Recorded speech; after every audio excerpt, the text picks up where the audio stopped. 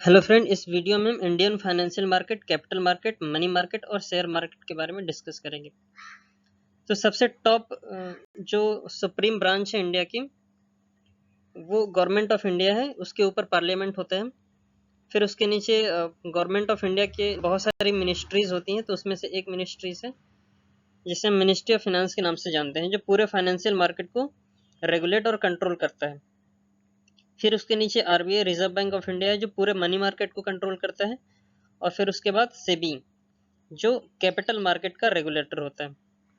तो अगर हम गवर्नमेंट ऑफ इंडिया की बात करें तो फिस्कल पॉलिसी जो बनाने का काम होता है गवर्नमेंट ऑफ इंडिया के द्वारा किया जाता है, जिसके अंतर्गत बहुत सारी चीज़ें होती हैं, जैसे कि पब्लिक फिनांस बजट हो गया, जिसके बारे में हमको इंडियन कॉन्स्टिट्यूशन के आर्टिकल 112 में एनुअल फाइनेंशियल स्टेटमेंट इस नाम से डिस्क्रिप्शन मिलता है बजट के बारे में।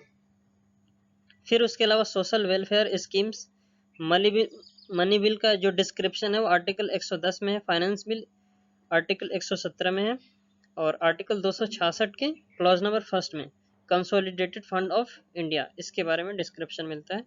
और आर्टिकल 266 क्लॉज सेकंड में पब्लिक अकाउंट फंड, इसके बारे में बताया गया।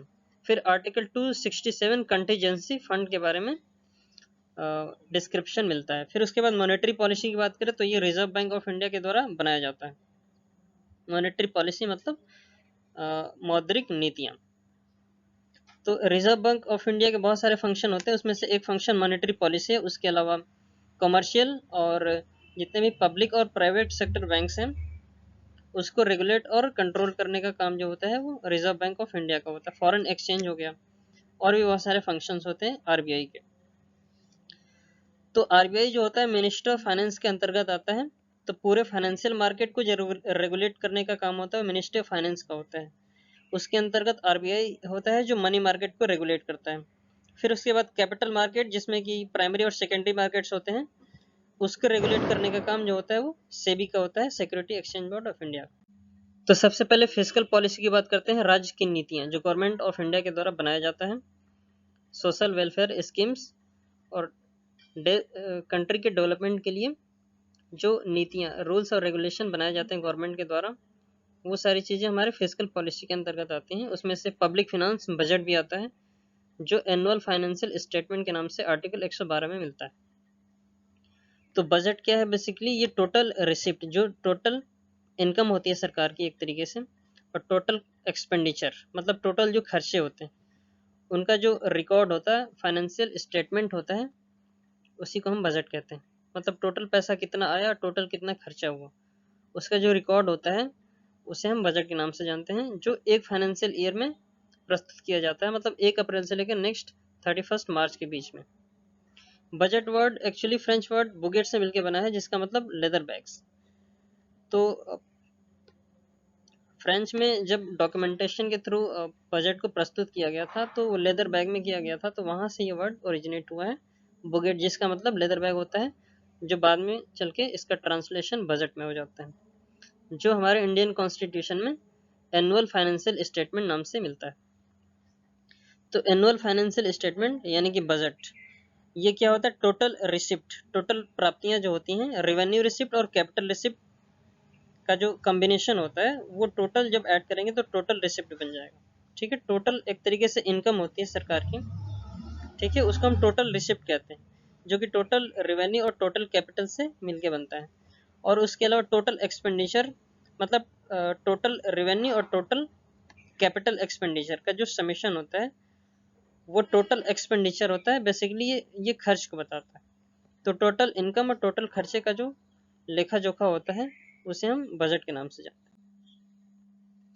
कंपोनेंट ऑफ बजट की बात करें तो हमें पता है कि 2 पार्ट में डिवाइडेड है। पहला बजट रिसिप्ट या टोटल रिसिप्ट जिसे बोलते हैं, और दूसरा बजट एक्सपेंडिचर या टोटल एक्सपेंडिचर।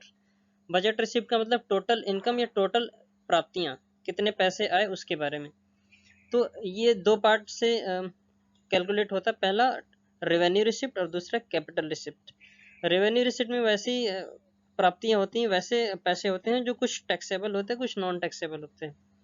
कैपिटल रिसिप्ट में जैसे कि रिकवरी ऑफ लोन्स हो गया, बोरोइंग एंड अदर लायबिलिटीज हो गया, डिस इन्वेस्टमेंट के थ्रू पैसा जो जनरेट होता है वो कैपिटल रिसिप्ट में होता है। फिर उसके बाद बजट एक्सपेंडिचर मतलब टोटल खर्चे। तो ये भी दो तरीके से खर्चे होते हैं, रेवेन्यू एक्सपेंडिचर और कैपिटल एक्सपेंडिचर।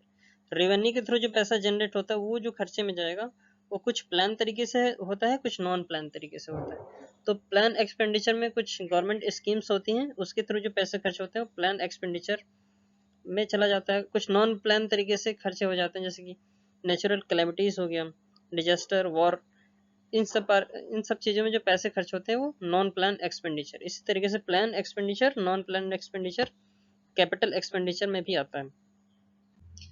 अब इंडियन फाइनेंशियल मार्केट की बात करें, जो कि मिनिस्ट्री ऑफ फाइनेंस के द्वारा कंट्रोल और रेगुलेट किया जाता है, जो बेसिकली दो पार्ट में डिवाइडेड है, पहला मनी मार्केट और दूसरा कैपिटल मार्केट।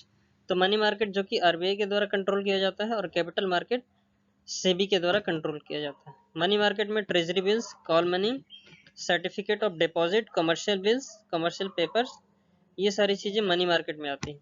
और कैपिटल मार्केट में नॉन सिक्योरिटी मार्केट और सिक्योरिटी मार्केट्स आते हैं, जैसे कि mutual fund, bank deposit, provident fund, small savings, ये नॉन सिक्योरिटी मार्केट्स। और सिक्योरिटी मार्केट्स में शेयर, डिवेंचर, कमोडिटी और डेरिवेटिव्स, ये सारे हमारे सिक्योरिटी मार्केट में आते हैं। प्राइमरी और सेकेंडरी मार्केट के एग्जांपल की बात करें तो प्राइमरी मार्केट में हमारे initial public offering IPO, follow on public offerings FPO, right issue, government bond और कॉर्पोरेट बॉन्ड एस्यूएंस, ये सारे हमारे प्राइमरी मार्केट के एग्जांपल्स। सेकेंडरी मार्केट में stock trading on exchanges, bond trading in the over the counter OTC market, mutual fund unit in the secondary market, exchange traded fund ETF trading, commodity trading in the futures markets, ये सारे हमारे secondary markets के examples. Role of reserve bank of India. तो सबसे पहला काम monetary policy, जो मौद्रिक नीतियां होती हैं वो रिजर्व बैंक ऑफ इंडिया के द्वारा बनाई जाती हैं।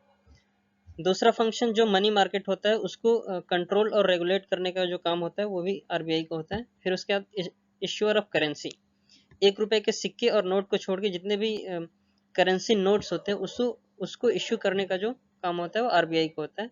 और 1 रुपए के सिक्के और नोट और भी कॉइन्स जो होते हैं वो मिनिस्ट्री ऑफ फाइनेंस के द्वारा इश्यू किए जाते हैं।